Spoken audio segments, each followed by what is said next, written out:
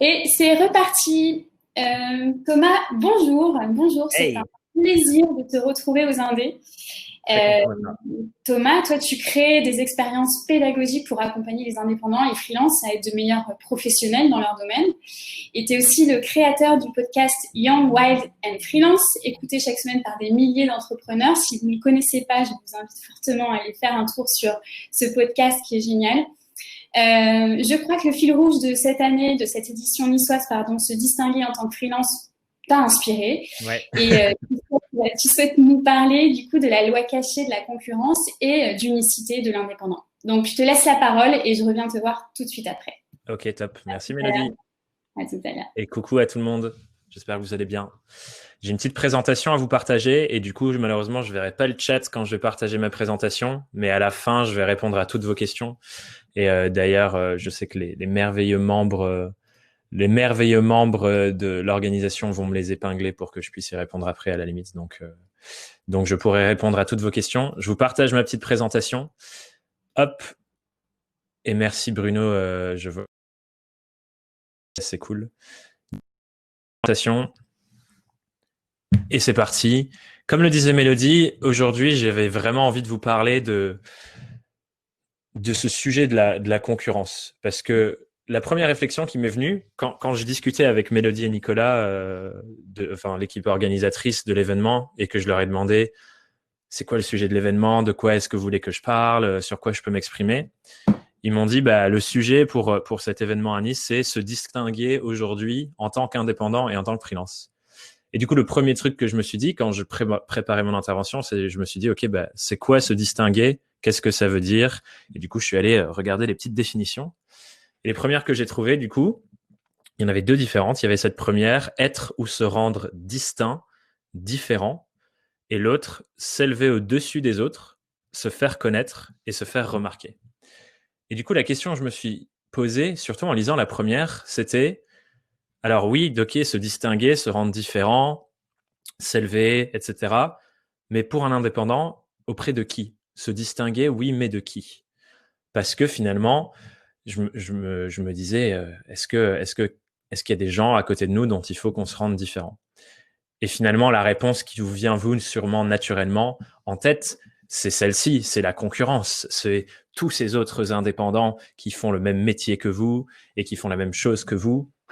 Et c'est d'ailleurs un sujet qui revient hyper régulièrement dans l'entrepreneuriat au sens général. Faut regarder la concurrence, faut réussir à se différencier, etc., etc. Et du coup, bah, je me suis dit, OK, bah, se distinguer de qui, de la concurrence, il va falloir qu'on parle de ça et qu'on aille creuser un peu comment ça fonctionne, c'est quoi la concurrence, de quoi on parle, qui sont ces autres personnes, qui sont nos concurrents, et ainsi de suite. Du coup, j'ai fait la même démarche et je suis allé voir c'est quoi la définition ou les définitions que je peux trouver de concurrence. La première que j'ai trouvée, c'est celle-ci. La concurrence, c'est la rivalité entre plusieurs personnes ou plusieurs forces qui poursuivent un même but.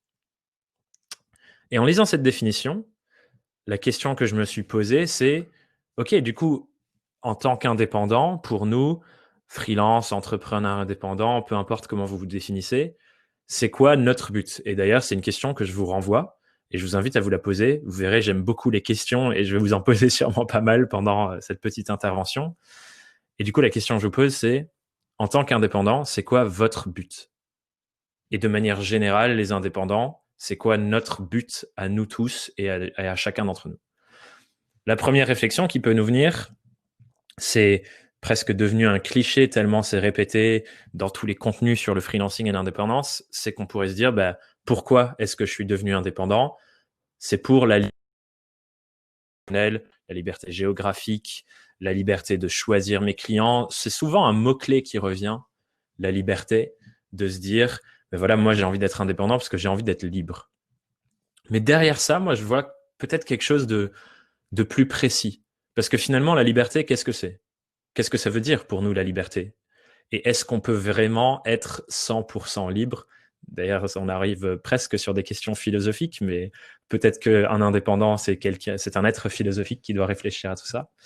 Mais au-delà de la liberté, moi, je vois un objectif qui revient chez l'ensemble des indépendants que j'accompagne, qui synthétise un peu c'est quoi leur recherche et pourquoi ils deviennent indépendants, pourquoi ils se lancent en freelance, pourquoi ils veulent développer cette activité professionnelle indépendante. Et c'est cet objectif-là, ce but-là, de se construire une activité professionnelle qui nous permet de vivre ce qu'on souhaite vivre. Ce que j'entends par vivre ce qu'on souhaite vivre, c'est à la fois pour soi, c'est-à-dire ce truc dont je parle souvent dans mes contenus que j'appelle le mode de vie idéal. Qu'est-ce que vous avez envie de vivre au quotidien dans votre vie, où vous avez envie d'habiter, à quoi vous avez envie de passer le clair de votre temps, sur quel sujet vous avez envie de travailler, toutes ces choses-là qui composent votre vie au quotidien, mais aussi ce que vous souhaitez vivre pour les autres, avec et pour votre famille, avec et pour votre entourage, ou l'impact que vous souhaitez avoir avec votre activité et le sens que vous voulez lui donner. C'est un sujet qui revient régulièrement d'ailleurs, j'imagine que vous vous posez ces questions aussi, d'une activité qui a du sens pour vous. Et du coup, c'est ça l'objectif que je vois à tous les indépendants. Construire une activité professionnelle qui nous permet de vivre ce qu'on souhaite vivre. Et en posant cet objectif par rapport à la définition de la concurrence qu'on a vu là juste avant, où c'était plusieurs personnes qui vont vers le même but, c'est ça la concurrence, mais je me suis demandé, est-ce qu'on ne peut pas tous atteindre ce but? Et pourquoi est-ce qu'il y a forcément de la rivalité et forcément de la concurrence dans le fait d'atteindre ce but? Est-ce que le fait que moi, je construise une activité professionnelle qui me permet de vivre ce que je souhaite vivre, ça enlève à toi qui m'écoutes la capacité d'en faire autant? Première question que je pose sur la table et sur laquelle je voulais réfléchir. Mais après, du coup, j'ai découvert une autre facette de la définition sur la concurrence. Donc, il y avait cette première, la rivalité. Et ensuite, il y avait une seconde qui était plus sur un plan économique presque, qui dit que la concurrence, c'est un rapport entre producteurs, commerçants, j'ai étalé du coup en disant aussi indépendants, qui se disputent une clientèle. Et ça me semblait du coup logique de lier la première à la seconde. Si on veut construire une activité professionnelle qui nous permet de vivre ce qu'on souhaite vivre, évidemment, ça passe par le fait d'avoir des clients.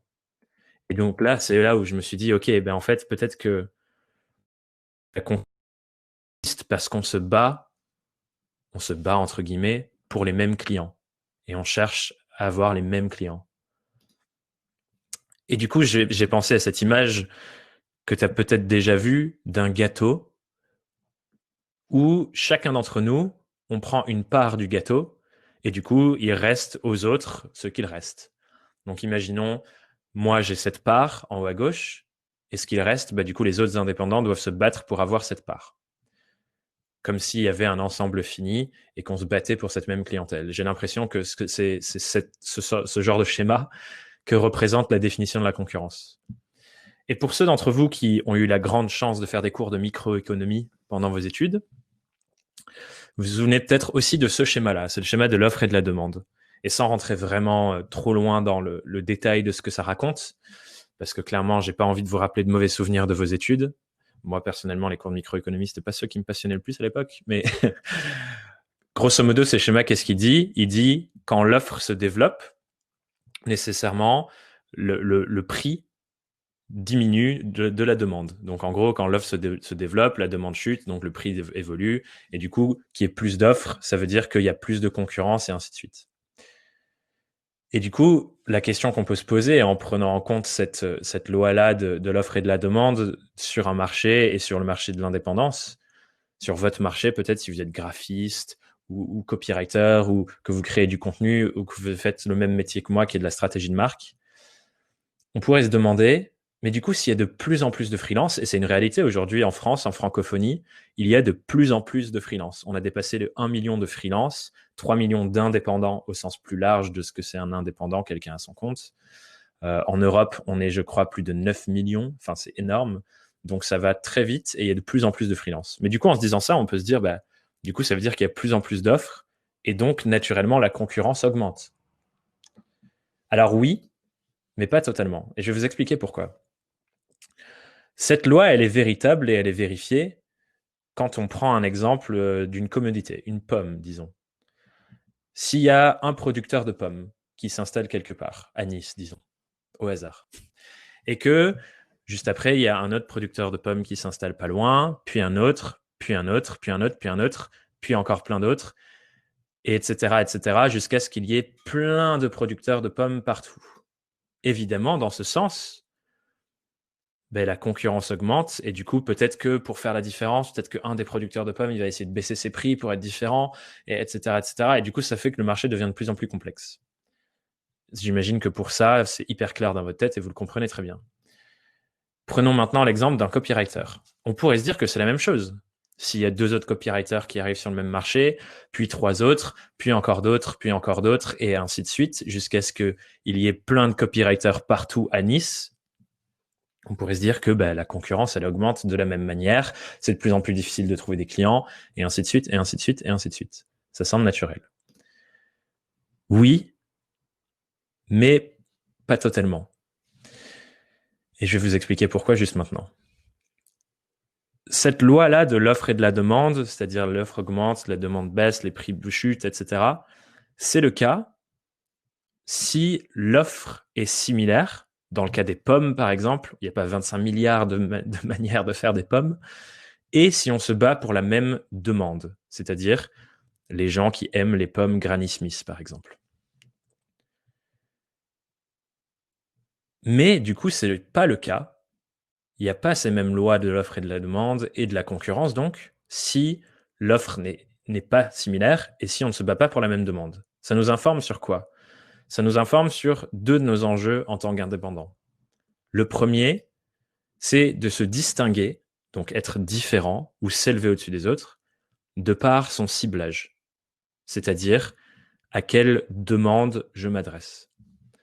Et le deuxième, qui est, je pense, encore plus intéressant, et celui qui, moi, me parle vraiment beaucoup, et on verra juste après, qui est de se distinguer par son offre, par ce que je propose en tant qu'indépendant. Parce que si je ne propose pas la même chose que tout le monde, forcément, je me distingue. Et donc, c'est ça, 2 axes de distinction que j'ai envie qu'on creuse dans la suite de cette petite intervention. Et pour les explorer, je ne vais pas rentrer dans des outils, des stratégies, des techniques, des tactiques marketing hyper précises ou quoi que ce soit. Ce que j'ai plus envie de vous partager maintenant, pendant ce temps, sachant qu'on a un temps limité, c'est l'état d'esprit qui me semble indispensable pour se distinguer aujourd'hui en tant que freelance et indépendant, sous ces 2 axes. Et on va commencer par le premier, celui de la demande. Et je veux que vous ancriez dans votre tête, à partir de maintenant, si ce n'était pas encore le cas, quand vous êtes indépendant, quand vous êtes freelance, quand vous êtes à votre compte, vous ne vous battez pas pour les mêmes clients. Et le seul moment où on se bat pour les mêmes clients, quand on est freelance et indépendant, c'est quand on a peur de manquer. Et souvent, c'est ce qui se passe au début de notre aventure indépendante. Et au début de notre aventure indépendante, on se comporte malheureusement trop souvent un peu comme un intérimaire moderne. Qu'est-ce que j'entends par ça? Ce que je vois chez beaucoup d'indépendants qui se lancent, et même encore d'autres qui font leur métier depuis des années en indépendant, on va accepter des missions et prendre des contrats avec des clients par le seul filtre de j'ai les compétences, donc je vais le faire. Ce qui est, de quelque manière, exactement comme un intérimaire. Si vous ne savez pas comment fonctionne une boîte d'intérim, je vais vous expliquer rapidement. Une boîte d'intérim, comment ça marche? Vous êtes une personne, vous avez des compétences, vous allez aller dans la boîte d'intérim, vous allez poser un CV, des exemples de ce que vous savez faire, vous allez expliquer en gros quelles sont vos compétences. Et ensuite, vous allez rentrer chez vous et attendre tranquillement que la boîte d'intérim vous appelle pour vous dire « Ah tiens, il y a un tel qui a besoin de telle chose, je sais que c'est quelque chose que tu peux faire, est-ce que ça te dit de prendre la mission ?» Et du coup, l'intérimaire, il dit « Bah oui, forcément, je suis là pour travailler, je cherche des missions, donc il va la faire, puis il revient chez lui et il attend la prochaine fois qu'on l'appelle. » Et clairement, c'est comme ça que beaucoup de freelances démarrent et beaucoup d'indépendants démarrent ou fonctionnent encore aujourd'hui. Ils ont un site, un LinkedIn, ils sont sur une plateforme, quelque chose comme ça, avec leurs compétences, des exemples de ce qu'ils savent faire. Et ensuite, quelqu'un va les appeler en disant « Ah ben tiens, j'ai vu que tu faisais des identités visuelles ou j'ai vu que tu écrivais des fiches produits. Voilà, j'ai une mission pour toi. Est-ce que ça te dit ?» Et l'indépendant va dire « Bah ouais, carrément. Allez, c'est parti. » Et on passe de mission en mission comme ça, sans jamais se poser la question de finalement pour qui je fais tout ça. Et quelle est la cohérence de l'activité et de l'entreprise que je construis? Parce qu'on a des entreprises, même si c'est nous en tant que personnes seules. Et c'est pour ça que la plupart des indépendants sont en fait des intérimaires modernes. Et ce que je veux que vous sachiez dans ce fonctionnement de je prends ce qui passe, toutes les missions qui arrivent, c'est que tant que vous êtes pour tout le monde, vous vous imposez vous-même le risque de la concurrence. Comme on le voyait, la concurrence, c'est un sujet quand l'offre est similaire et qu'on se bat pour la même demande. Si vous vous battez pour tout le monde, vous vous imposez vous-même le fait d'être mis en concurrence avec les autres gens qui se battent pour tout le monde. Donc c'est un cercle vicieux que les indépendants nourrissent eux-mêmes. Tout simplement parce qu'ils ont peur d'être pour une communauté ciblée de clients, et donc on cible tout le monde, et donc on s'inflige à nous-mêmes la concurrence. Tant que vous êtes pour tout le monde, vous vous imposez vous-même le risque de la concurrence. Tant que vous êtes pour tout le monde, vous êtes lisse, et en réalité, vous êtes pour personne. Parce que tant qu'on est pour tout le monde, on ne peut pas communiquer de manière hyper engageante pour les clients avec qui on veut vraiment travailler, et on leur offre pas l'opportunité de se reconnaître dans notre travail, dans ce qu'on met en avant, dans ce qu'on a envie de partager. Et du coup, la vraie question que j'ai envie que vous vous posiez sur cette partie, sur on se distingue quand on ne se bat pas pour la même demande et on se distingue en ne voulant pas s'adresser à tout le monde, je veux que vous vous posiez la question de pour qui vous êtes et surtout pour qui vous n'êtes pas. Si vous avez envie de creuser le sujet, dans mes contenus, je parle très souvent de ce sujet de la clientèle idéale et comment on l'identifie, comment on la cible, etc. Mais ce avec quoi je vais vous laisser dans cette intervention-là, c'est vraiment cette question. Pour qui vous êtes, la plus petite communauté possible de personnes, et surtout pour qui vous n'êtes pas. Qui sont les clients pour qui vous n'êtes pas la meilleure personne qui existe. Et quand on réfléchit tous comme ça, sachant qu'on a tous les sujets qui nous intéressent, les industries qui nous intéressent, les moments clés dans la vie de nos clients qui nous intéressent, c'est différent pour chacun d'entre nous en tant qu'indépendant et freelance avec qui on veut travailler. Si on réfléchit tous comme ça, il n'y a pas un gâteau fini. Il y a une abondance d'opportunités pour tout le monde. Et là, déjà, la concurrence commence à disparaître. Donc, c'est le premier point. Le second sur lequel je veux revenir, et je vais vous illustrer un exemple juste avant d'arriver sur le second, sur l'offre. L'exemple que je voulais vous partager, c'est le mien. Mélodie vous l'a pas dit tout à l'heure quand elle m'a présenté, mais de base, je suis indépendant comme vous. Je suis freelance. Je fais de la stratégie et du storytelling de marque. Et les clients que j'accompagne sont des entrepreneurs qui n'ont pas pu s'empêcher de se lancer et de créer leur boîte parce qu'ils mènent un combat quasi viscéral qui leur vient de leur tripes. Et du coup, à chaque fois que j'ai un entretien où je prends un café avec un prospect ou quelqu'un que je rencontre que je pourrais aider ou qui pourrait avoir besoin de mes services, à chaque fois, je pose cette question. Pourquoi tu as créé ta boîte? Parce que si la personne me dit eh ben, j'ai vu qu'il y avait une opportunité sur ce marché, il y a des trucs qui se passent, je lui dis très clairement, trop cool, bonne aventure, mais je ne suis pas la personne qui va travailler avec toi. Pourquoi? Parce que je suis convaincu que les plus grandes avancées, les meilleures histoires qu'on peut raconter et les marques les plus fortes, elles sont portées par des fondateurs qui avaient quelque chose à l'intérieur d'eux qui est tellement fort et des histoires tellement émotionnellement fortes qu'ils ne pouvaient pas s'empêcher de lancer leur boîte. Et c'est avec eux que je veux travailler. Je suis pour eux. Je ne suis pas pour les entrepreneurs qui se positionnent stratégiquement sur un truc alors que ça ne leur parle pas forcément ou qu'ils n'ont pas une vraie raison viscérale de se lancer là-dessus. Et c'est en ça que je crée de la différenciation. Et du coup, ça crée un lien fort avec les gens qui mènent un combat quasi viscéral avec leur boîte, qui ont une vraie raison d'être, une vraie raison d'avoir créé leur boîte. Et quand je leur dis, moi, je travaille que avec des gens comme ça, ils se disent, Thomas, c'est la personne parfaite pour moi. Et du coup, je me distingue de cette manière, en étant hyper ciblé. Donc, je vous invite à y réfléchir pour qui vous êtes et surtout pour qui vous n'êtes pas. Osez repousser les gens pour qui vous n'êtes pas, pour mieux attirer les gens pour qui vous êtes. Trouvez ce petit groupe d'humains pour qui vous avez vraiment envie de vous dépasser, parce qu'ils vous inspirent quelque part, et devenez leur serviteur.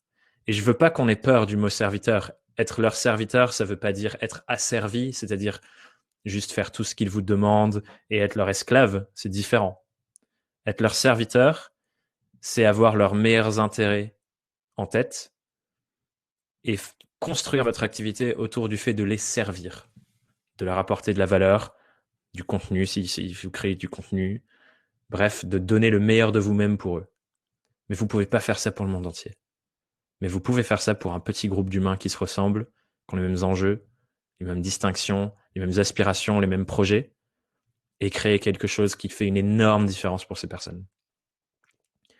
Tant que vous parlez à tout le monde, tant que vous êtes pour tout le monde, vous ne créez rien qui a vraiment de l'impact. Vous êtes lisse. Et vous vous imposez à vous-même la concurrence. Premier point. Second point, donc ça c'était se distinguer par son ciblage. Le second point, c'est se distinguer par son offre.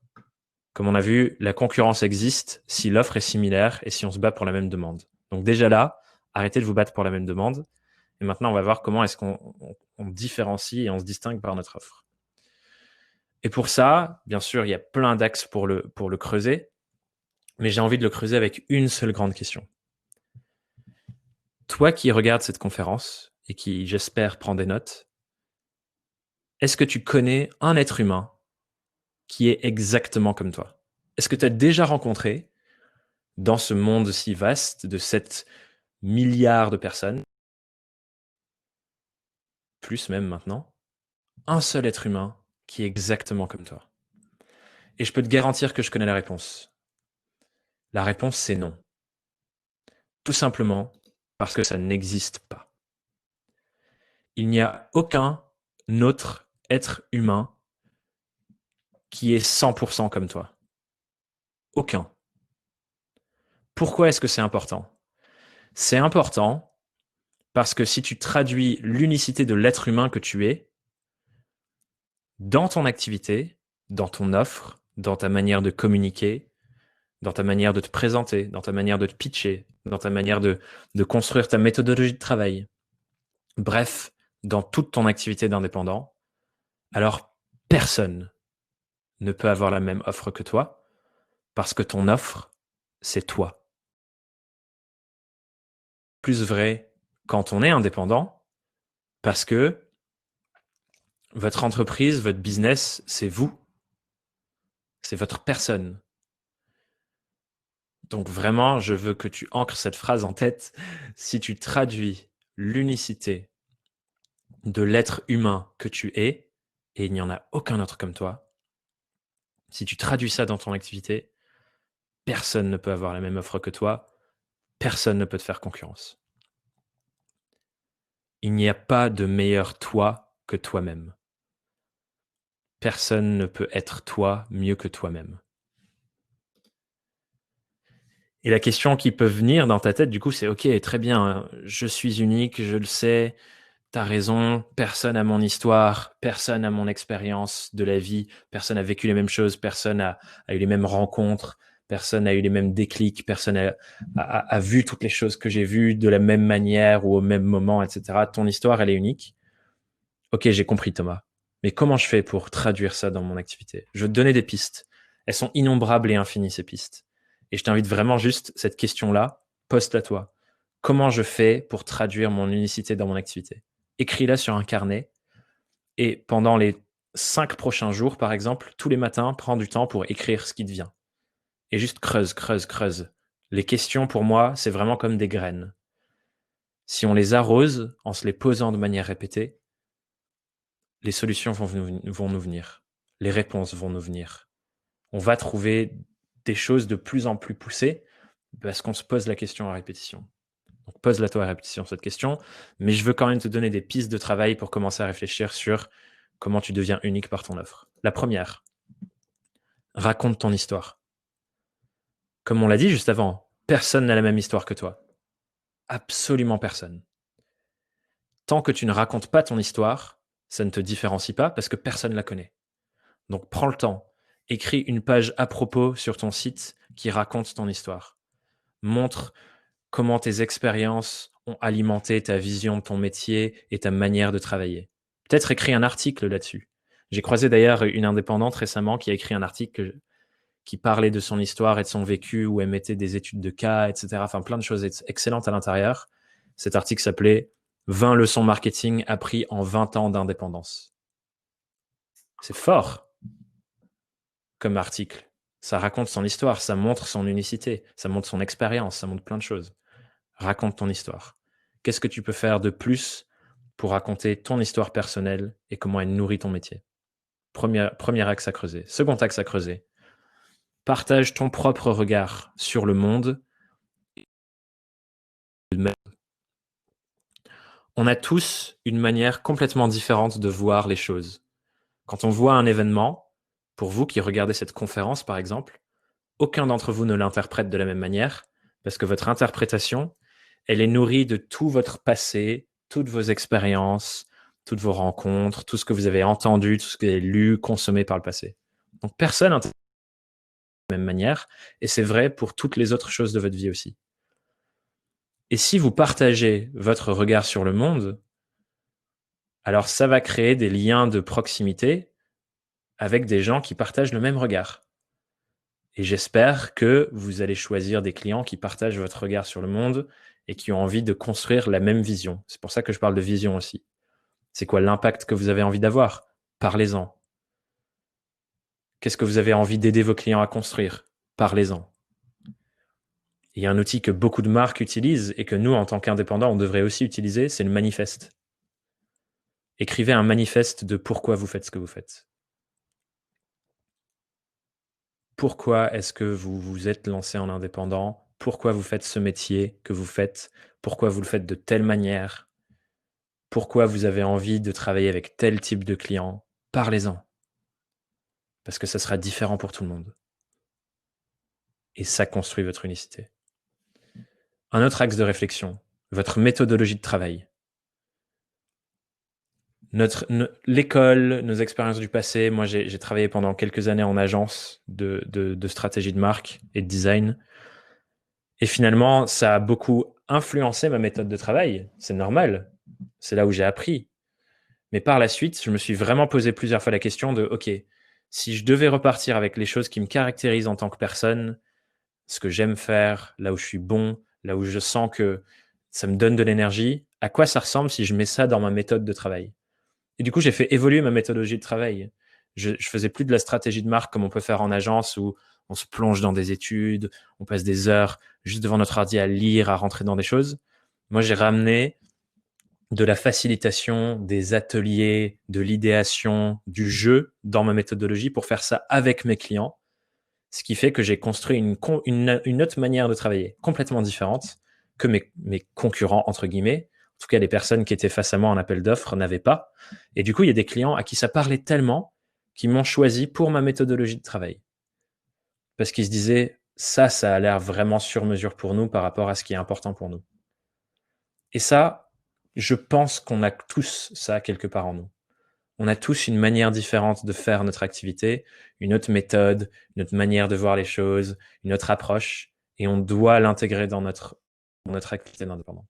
Donc, créez votre méthode, osez différencier, osez faire autrement, osez faire un truc qui vous ressemble vraiment sur votre méthodologie de travail. Et globalement, je pense que ça résume tout. Arrête d'essayer de faire comme les autres. Souvent, on a ce truc de j'ai tellement peur de me faire rejeter.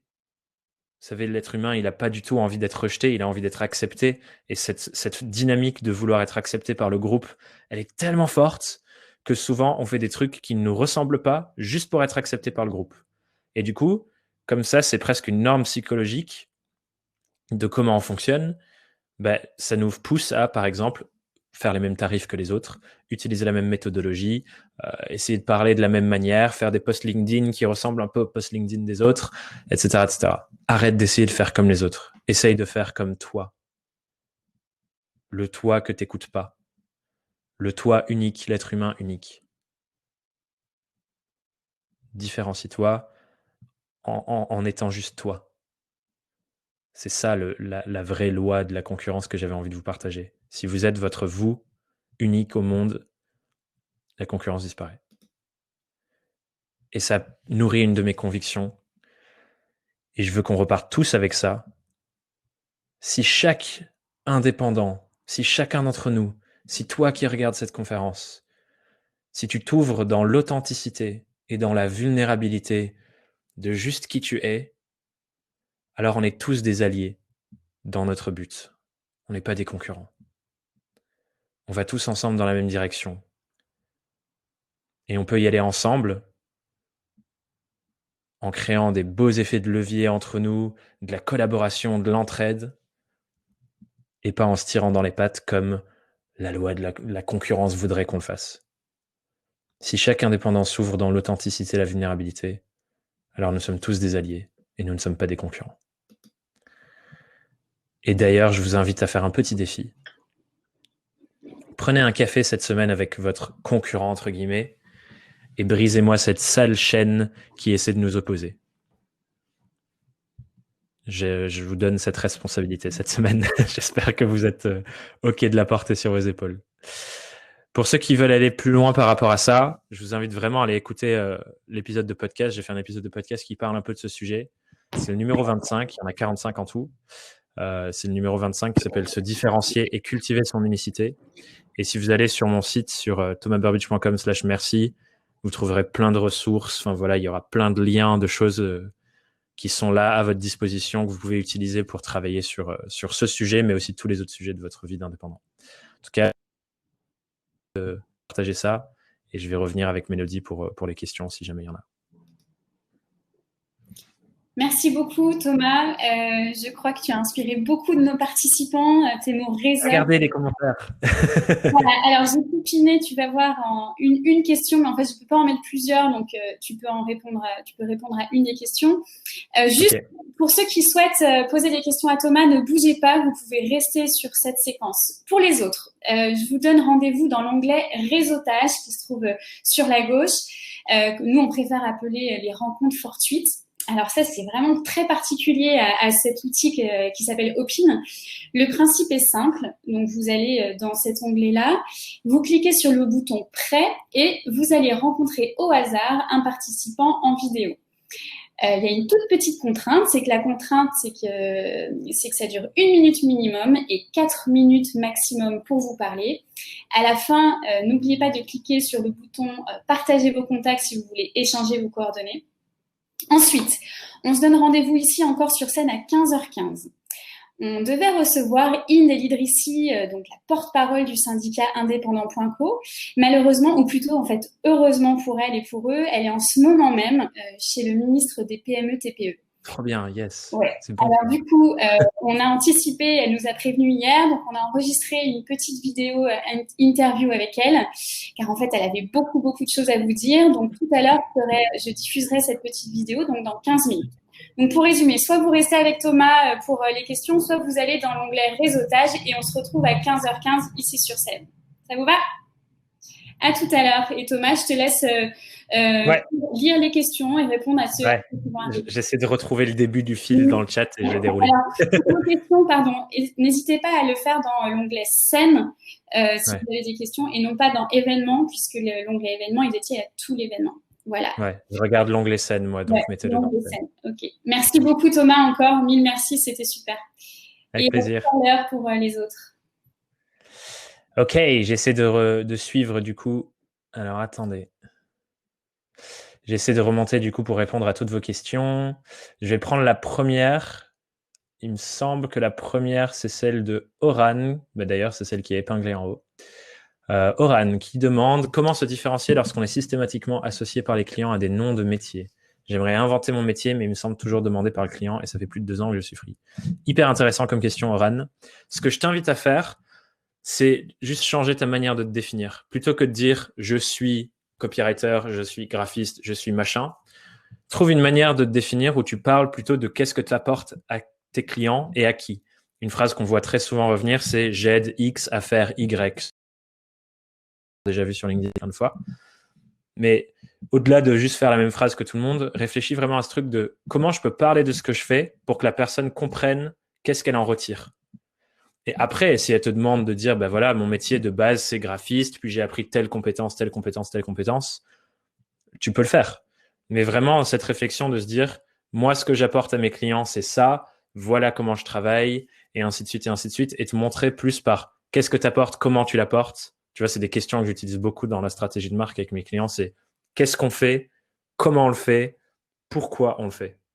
Et si tu traites par ces 3 questions-là, plutôt que de dire je suis graphiste, tu parles beaucoup plus de toi, en fait, que juste ton nom et l'étiquette qu'on t'a collée sur la tête. Je t'invite à faire comme ça. Voilà. N'hésite pas à rebondir plus bas et je reviendrai sur la question si jamais tu as d'autres choses à dire là-dessus. Alors, j'ai une question de Alexandra. La concurrence ne veut-elle pas dire que le marché existe et qu'il est exponentiel en fonction de la manière de chacun de l'adresser et répondre à ses besoins? Je suis pas sûr de comprendre ta question, Alexandra. La concurrence ne veut-elle pas dire que le marché existe et qu'il est exponentiel en fonction de la manière de chacun de l'extracer et de répondre à ses besoins? Alors, je veux bien que tu précises, Alexandra, si tu es encore là et que tu as envie, que tu n'as pas trouvé de réponse dans ce que je disais. Parce que je suis pas sûr de comprendre exactement l'angle que tu veux donner à ta question. Donc, si tu peux me la rephraser ou la poser différemment ou quoi que ce soit par rapport à ce que je disais dans la conf, je veux bien que tu fasses ça un peu plus bas. Je vais revenir. Comment on fait lorsqu'on est au régime et plutôt du genre gourmande? Laurence, je te laisse répondre à ta propre question. Moi, j'essaye de ne pas avoir les choses qui sont pas à mon service chez moi. Comme ça, j'ai pas de gâteau parce que je sais que c'est pas à mon service. Trop cool, merci pour ton partage sur le collectif Friedli. Je connaissais pas d'ailleurs. Marie, si tu... Voilà, je sais pas comment on peut faire, mais envoie-moi un message d'une manière ou d'une autre, ça m'intéresse d'en savoir plus sur le collectif. Ok, il y a eu un petit bug d'image, j'espère que ça a été corrigé. Oran, j'ai répondu à sa question. Franck, ok, j'en parlerai à ma banquière, ça me rend curieux, ce que tu dis.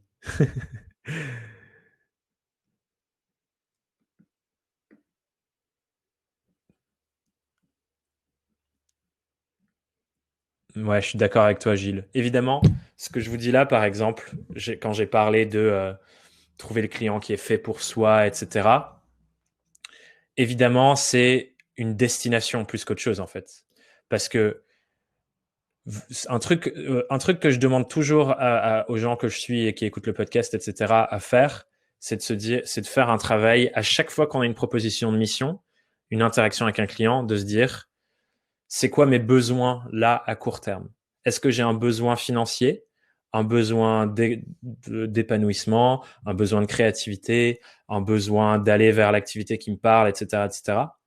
Et c'est ça les outils qu'on doit utiliser pour filtrer est-ce que je prends cette mission ou pas. Si vous n'avez pas un besoin financier et que la mission ne vous correspond pas vraiment, etc., etc., la prenez pas. Et prenez ce temps que vous allez gagner pour travailler sur vous-même, votre propre client personnel, quoi. Traitez-vous vous-même comme un client et le développement de votre propre activité va dans ce sens. Donc, utilisez ce truc avant chaque mission ou chaque rendez-vous prospect. OK, c'est quoi mes besoins en ce moment pour mon activité et pour moi? Est-ce que cette proposition coche mes besoins ou pas? Trop bien, Laurence. Je suis content que ça fasse écho à ce que tu ressens. Ce fait de trouver les personnes pour qui tu as envie de te dépasser. Et du coup, j'imagine que c'est Myriam, ton prénom. Quand tu dis « je suis tout à fait d'accord avec Thomas sur l'unicité, mais on s'en rend compte que quand on a déjà un peu de notoriété, ça se construit aussi, à mon avis. » Cette notoriété auprès des gens avec qui on veut travailler, c'est un truc qu'on peut construire de toute conscience, en fait. Si je sais que j'ai envie d'être vu et notoire, entre guillemets, de telle ou telle personne, ben, je peux me dire, OK, comment je fais pour qu'elles me voient et que je les attire? On peut créer du contenu là-dessus, on peut essayer de rentrer en interaction, créer un réseau autour de ça. Il y a plein de manières de le faire.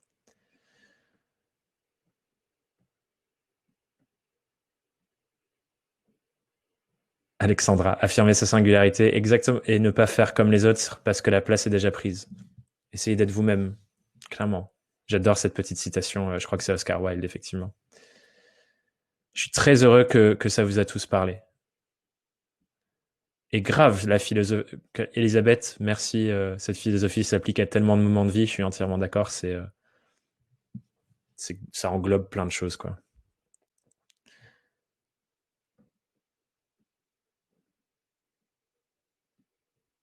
Je suis content que ça vous parle tous. Je déroule, hein.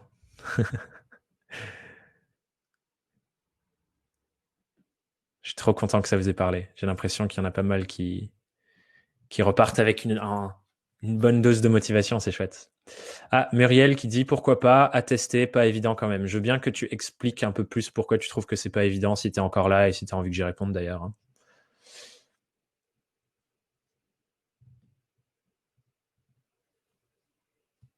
Ce qu'elle dit, c'est là où il y a des concurrents, il y a un marché pour moi et ma singularité. Effectivement, c'est intéressant. S'il y a des gens qui sont positionnés quelque part, c'est peut-être parce qu'il y a une offre, une demande et ainsi de suite, clairement. Parfois, on peut aussi créer la demande, ça demande certainement plus de travail, mais effectivement, s'il y a de la demande et de marché où on peut rentrer et se différencier de sa singularité. Donc effectivement, Pascal, merci pour ta petite réponse par rapport à ça.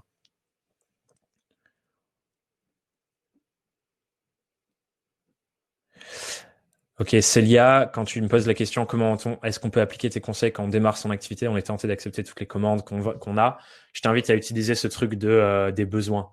Au début, effectivement, parfois tes besoins, c'est juste avoir de l'expérience, tester des trucs, faire entrer de la trésorerie, permettre de développer tout ça et ainsi de suite.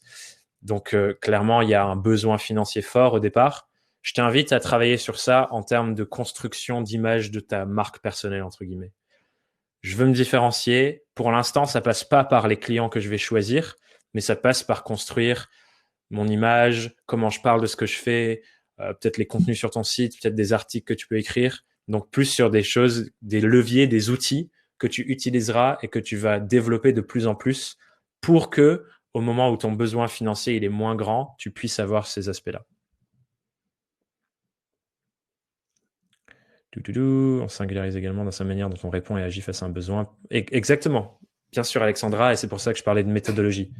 On se singularise également dans la manière dont on répond et agit face à un besoin. Ça, c'est la méthodologie de travail. Il y a une problématique, il y a un problème. Quelle est la solution que tu apportes? Tu peux te différencier par ce type de solution. Pas juste par qui tu es en tant que personne, même si ça informe clairement la solution que tu crées et qui tu es. Ah, une hyper bonne question, Adeline. J'espère que j'arrive à bien suivre. Hein. Une idée de comment se différencier dans un contexte où ses propres clients sont en difficulté. Je travaille dans l'événementiel, changer de métier. Ça, c'est un truc hyper intéressant. Les membres de mon programme d'accompagnement, j'ai fait une vidéo au tout début de la crise du coronavirus avec le confinement, où je parlais du fait que nos clients, c'est pas parce que parfois ils annulent une mission ou quoi pendant cette période compliquée qu'ils n'ont plus aucun besoin. Ils ont souvent un besoin qui finalement a changé en fait. Par exemple, les clients dans l'événementiel, ils ont plus besoin qu'on les aide à organiser des gros événements physiques. Par contre, leur besoin, il a changé. Comment je continue de potentiellement créer des événements sans qu'on puisse se réunir dans la vraie vie? Et du coup, je connais beaucoup d'indépendants de l'événementiel qui ont commencé à se former sur comment est-ce qu'on digitalise un événement, comment est-ce qu'on accompagne la digitalisation des agences événementielles là-dedans. Et du coup, à mon sens, la gymnastique à faire, c'est OK, les clients avec qui je travaille actuellement, leurs besoins ont changé, c'est plus les mêmes qu'avant, donc mes offres d'avant, elles ont peut-être plus de sens. Mais quels sont les nouveaux besoins qu'ils ont et comment moi je peux apporter quelque chose à ces besoins ou qu'est-ce que j'ai besoin de développer pour répondre à ces nouveaux. Sur ça, la question de je suis les besoins de mes clients. Quels sont leurs besoins? Qu'est-ce que je peux faire pour les aider là-dessus? Et du coup, là, tu peux potentiellement continuer de te différencier et d'apporter des choses à tes clients, même s'ils sont en difficulté, tu apportes autre chose, quoi. Et effectivement, Muriel, tu as entièrement raison. La difficulté de prendre un café avec son concurrent, c'est qu'il n'est pas dans la même vision. Je me dis, moi, c'est une chose que j'ai envie c'est un impact que j'ai envie d'avoir sur ce marché de l'indépendance et tout ça. C'est aussi, si on ne demande jamais, on lui offre jamais l'opportunité à cette autre personne de potentiellement voir les choses comme moi. Donc, quand tu proposes ce café, je pense que la bonne approche à faire, c'est de dire, voilà ce que j'ai envie de mettre en place. J'ai envie d'être plus proche des gens qui travaillent sur le même sujet que moi parce que je suis persuadé qu'on est plus fort ensemble que chacun dans son coin à se faire la tête et à se bouder parce qu'on se dit qu'on est concurrent. Qu'est-ce que tu en penses? Est-ce que ça te dit qu'on en discute et qu'on voit ce qu'il en vient? Et juste mettre les choses comme ça. Ça se trouve, l'autre personne n'est pas dans la même vision. Tant pis pour eux. Ça se trouve, ils vont accepter et qu'ils seront ravis de le faire. Et ça se trouve, il va naître plein de belles choses de ça. Donc, faut oser juste tester et voir ce qui se passe, quoi.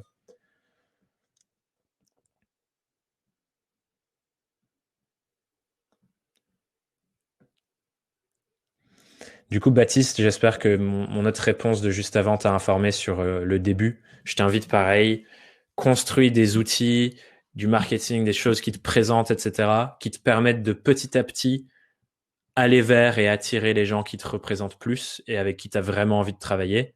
Et c'est par étapes, quoi. Bien sûr, il n'y a pas de méthode miracle et de trucs magiques de OK, c'est bon, je vais prendre que ces gens-là et on a des besoins à court terme, on a des besoins financiers, etc. Donc, faut les suivre et les respecter. Et si tu remplis pas tes besoins, tu peux pas remplir les besoins de tes clients. Donc, faut y faire gaffe, c'est clair. C'est plus une destination de petit à petit, on fait ça. Mais si le socle de notre réflexion, c'est je sais vers où je vais et je sais que je suis pour ces personnes-là, mais en attendant, je m'offre les ressources dont j'ai besoin pour y aller, ça n'a rien à voir avec juste OK, je prends tout ce qui passe et je réfléchis pas au fond, quoi.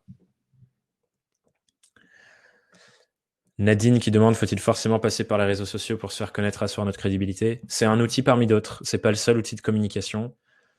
Il est puissant, il est intéressant, il est d'actualité, il a plein d'avantages, il a des inconvénients aussi, mais c'est pas le seul outil de développement et de communication. Il y en a plein d'autres. Je t'invite, par exemple, si ça te parle pas, à vraiment te mettre à fond sur le réseautage ou ce genre de choses. Je prends trop de temps, Mélodie. Je vais te couper juste une petite minute. Il reste donc 2-3 minutes, on va dire. J'aimerais que tu répondes à 2 questions et ensuite on va passer à la suite que je trouve assez originale. Celle de Cyril qui dit: quel conseil donnes-tu pour mettre une limite à la recherche de singularité qui peut devenir obsessionnelle et épuisante?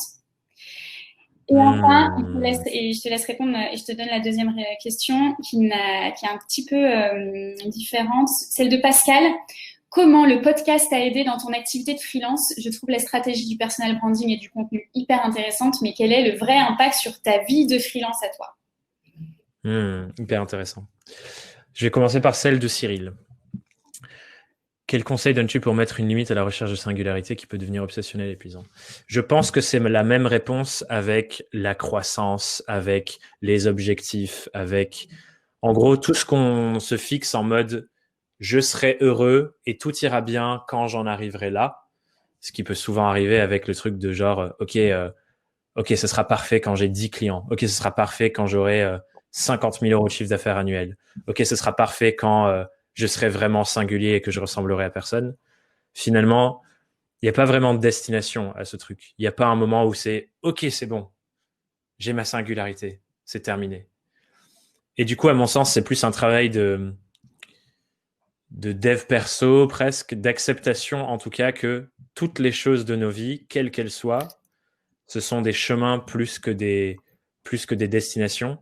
Et il faut être dans ce paradoxe apparent de j'ai envie d'aller dans cette direction parce que je suis convaincu que ma progression sur ce chemin est à mon service, sans tomber dans le truc de je ne prends pas le temps d'avoir de la gratitude et de kiffer le chemin avec ce qui est là à mes pieds à cet instant précis. Et du coup, toujours jouer sur ce truc. Je sais que ma progression m'accompagne dans mon développement et m'aide à aller dans le bon sens. Mais par contre, le seul truc qui, entre guillemets, existe, c'est ce qui se passe là, maintenant, devant moi, à mes pieds. Et on doit nourrir sa gratitude de c'est déjà génial. Le fait de se lancer en indépendant, c'est déjà incroyable. C'est un pas que énormément de gens ne feront jamais de leur vie par peur. Donc c'est déjà fou. Et signer un client, c'est déjà énorme. Et avoir un client qui dit je veux travailler avec toi, Cyril, et personne d'autre, ça c'est déjà incroyable. Donc juste kiffer ces petits trucs du quotidien, toujours se raccrocher à ça, sachant que la destination, elle est dans cet angle de je vais être encore plus singulier, sachant que on n'y arrive jamais, quoi. Donc ça, c'est réponse à la première. Réponse à la deuxième. Comment le podcast m'a soutenu? En gros, ce qui est intéressant avec mon cas, c'est que à la base, mon podcast, il n'était pas réfléchi directement sur mon activité de freelance, de stratégie de marque, branding, etc., mais plus sur je sens que là où j'ai de l'énergie, vous l'avez peut-être vu avec cette conférence, c'est créer du contenu pour les autres indépendants qui sont les gens qui m'inspirent le plus et pour qui j'ai envie d'être le serviteur. Et du coup, là, c'est effectivement une réflexion intéressante de je vais créer du contenu sur ce format podcast parce qu'il me parle de ouf. J'adore faire ça, j'adore avoir des conversations avec les gens et j'adore le format audio comme ça parce que c'est une conversation, quoi. Et du coup, clairement, ça a été un peu la pierre angulaire du fait de construire une notoriété sur cet axe-là parce que le podcast, le contenu au sens général, c'est comme des gens qui défendent ma cause pendant que je dors. C'est plein de chaque épisode du podcast, c'est un outil incroyable pour partager ma vision de ce que j'ai envie de partager, ma pédagogie, les apprentissages que j'ai, enfin voilà, toutes ces choses, sans que j'aie besoin de remettre le temps dans la machine pour le faire. Et du coup, ça, c'est fou dans le développement de mon activité parce que chaque épisode de podcast, c'est un levier en plus. Et aujourd'hui, il y en a 45 et il y a la saison 4 qui recommence bientôt. C'est plus de 45 heures de trucs qui travaillent pour moi sans que moi, j'ai besoin de refaire des choses derrière, quoi. Donc ouais, c'est assez fou. L'impact que ça peut avoir quand on le fait sur son truc, sur nous, ce qui nous intéresse le plus, même s'il n'y a pas des milliers de personnes qui l'écoutent, même si c'est 10 personnes, c'est peut-être les 10 meilleures personnes, quoi. Et je vais m'arrêter de parler parce que c'est l'heure de passer à la suite. Il y a beaucoup d'autres questions et peut-être qu'ils te les poseront en direct. Donc, Ouais. voilà, ne nous quitte pas tout de suite. Merci encore, Thomas. Je vais faire diffuser la petite interview qu'on a réalisée hier. Donc, Thomas, tu peux quitter la vidéo et on va passer à la suite. À très vite, Thomas. Bye tout le monde. Ciao. Donc, je vais vous faire diffuser cette interview de Inde d'Indépendant.co tout de suite.